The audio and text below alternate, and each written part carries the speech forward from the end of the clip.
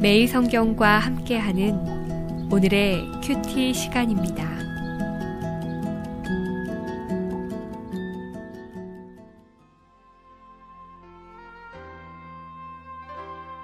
(3월 6일) 오늘의 말씀은 요한복음 11장 45절에서 57절까지의 말씀입니다. 마리아에게 와서 예수께서 하신 일을 본 많은 유대인이 그를 믿었으나 그 중에 어떤 자는 바리새인들에게 가서 예수께서 하신 일을 알리니라. 이에 대제사장들과 바리새인들이 공회를 모으고 이르되 이 사람이 많은 표적을 행하니 우리가 어떻게 하겠느냐. 만일 그를 이대로 두면 모든 사람이 그를 믿을 것이요 그리고 로마인들이 와서 우리 땅과 민족을 빼앗아 가리라 하니 그 중에 한 사람 그 해의 대제사장인 가야바가 그들에게 말하되 너희가 아무것도 알지 못하는도다. 한 사람이 백성을 위하여 죽어서 온 민족이 망하지 않게 되는 것이 너희에게 유익한 줄을 생각하지 아니하는도다 하였으니 이 말은 스스로 함이 아니요 그 해의 대제사장이므로 예수께서 그 민족을 위하시고 또 그 민족만 위할 뿐 아니라 흩어진 하나님의 자녀를 모아 하나가 되게 하기 위하여 죽으실 것을 미리 말함이로라. 이날부터는 그들이 예수를 죽이려고 모의하니라. 그러므로 예수께서 다시 유대인 가운데 드러나게 다니지 아니하시고 거기를 떠나 빈들 가까운 곳인 에브라임이라는 동네에 가서 제자들과 함께 거기 머무르시니라. 유대인의 유월절이 가까우매 많은 사람이 자기를 성결하게 하기 위하여 유월절 전에 시골에서 예루살렘으로 올라갔더니 그들이 예수를 찾으며 성전에 서서 서로 말하되 너희 생각에는 어떠하냐. 그가 명절에 오지 아니하겠느냐 하니 이는 대제사장들과 바리새인들이 누구든지 예수 있는 곳을 알거든 신고하여 잡게 하라 명령하였음이로라.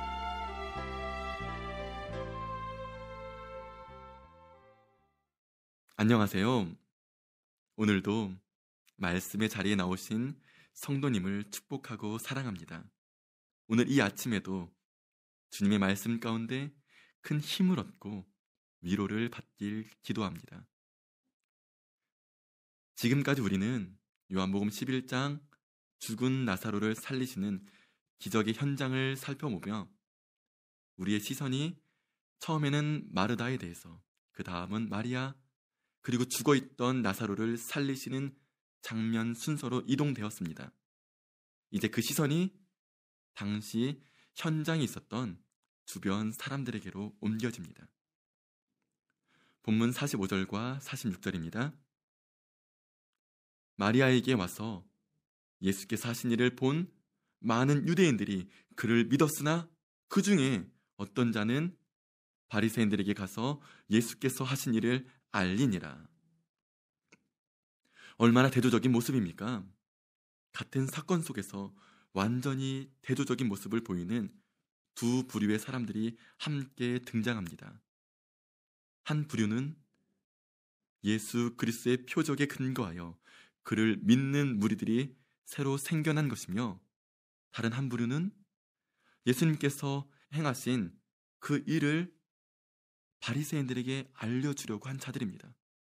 이처럼 표적의 결과가 상반된 결과를 가져온 것은 새삼스러운 일이 아닙니다. 예수님께서 어떠한 표적이나 교훈을 행하실 때마다 주변의 사람들은 예수님을 믿고 따르는 것과 또한 배척하며 박해하는 두 가지 모습을 함께 보였습니다. 이와 같은 현상은 복음이 증거되는 곳이라면 어느 시대, 어느 곳이라도 계속되었고 오늘날 우리 주변에서도 계속해서 일어나고 있음을 우리는 잘 알고 있습니다. 그러므로 예수님을 믿고 그분을 증거하는 우리는 이 세상에서 당하는 어려움을 이상하게 여기지 말고 도리어 환난을 이겨내야 합니다. 나사로가 다시 살아났다는 이 표적은 대제사장들과 바리새인들에게는 큰 두려움을 야기했고 골칫거리 그 이상의 사건이었습니다. 그들은 모여서 이 사건에 대해 어떻게 해야 할지 회의를 합니다. 47절. 이에 대제사장들과 바리새인들이 공회를 모으고 이르되 이 사람이 많은 표적을 행하니 우리가 어떻게 하겠느냐.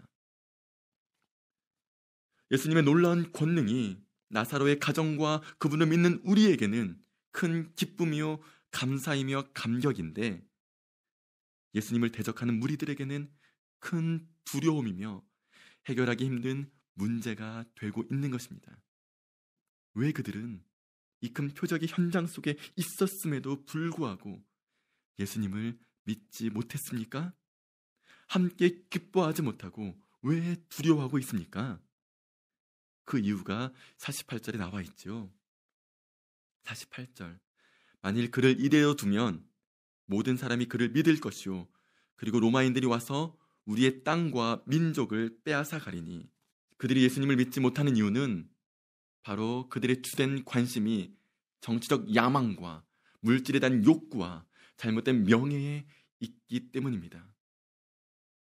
오늘날 우리는 어떻습니까? 혹시 여러분 주변은 어떤가요? 우리의 관심과 시선이 매 순간 어디를 향하고 있는지요? 원하기는 예수 그리스도의 십자가가 우리의 삶의 목표가 되길 소원합니다. 이날부터 대제사장들과 바리새인들은 예수님을 죽이려고 모의합니다. 때문에 예수님은 에브라임이라는 동네에 가서 제자들과 함께 머무십니다. 예수님의 때를 기다리시는 것이지요. 그 때가 가까이 오고 있습니다. 본문 55절과 56절입니다. 유대인의 유월절이 가까움에 많은 사람이 자기를 성결하게 하기 위하여 유월절 전에 시골에서 예루살렘으로 올라갔더니 그들이 예수를 찾으며 성전에 서서 서로 말하되 너희 생각에는 어떠하냐? 그가 명절에 오지 아니하겠느냐 하니. 사랑하는 성도 여러분, 이 대목에서 우리는 소중한 교훈 한 가지를 발견해야 합니다. 바로 유대인들의 모습인데요. 그들은 지금 유월절의 정결 예식, 즉 머리를 깎거나 옷을 빨거나 스스로 성결케 하기 위해 예루살렘에 모였습니다. 그런데 그들의 주된 관심사를 자신의 정결보다는 공식적으로 체포 명령이 떨어진 예수님의 신변에 대한 것이었습니다. 즉 자신의 정결 예식보다는 예수님의 신변에 더 큰 관심을 둔 것입니다. 사랑하는 성도 여러분, 요즘 우리는 한국교회의 모습을 바라보며 참 많이 아파하고 있습니다. 네, 당연히 아파해야 합니다. 그리고 회개하며 기도해야 합니다.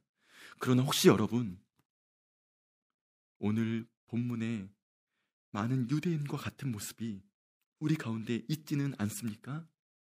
여러분, 우리는 스스로 정결케, 성결케 해야 합니다. 믿는 우리가 오히려 돌을 던지거나 손가락질하기보다는 함께 아파하고 함께 회개하며 함께 중보해야 할 때입니다. 이 아침 함께 큐티하는 여러분에게 중보 기도를 요청하는데요. 큐티 후에 한국교회와 교회 지도자들을 위해서 기도 부탁드립니다. 기도합니다. 한국교회를 수많은 선교사들과 믿음의 선배들의 피로 세우시고 지금까지 인도하신 하나님 아버지, 마지막이라 불리는 이 세대에 저희를 불쌍히 여기시고 한국교회에 있는 이 촛대를 다른 곳으로 옮기지 마옵소서.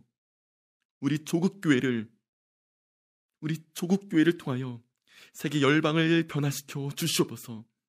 우리의 죄를 용서하여 주시옵소서. 한국교회를 살려 주시옵소서. 예수님의 이름으로 기도합니다.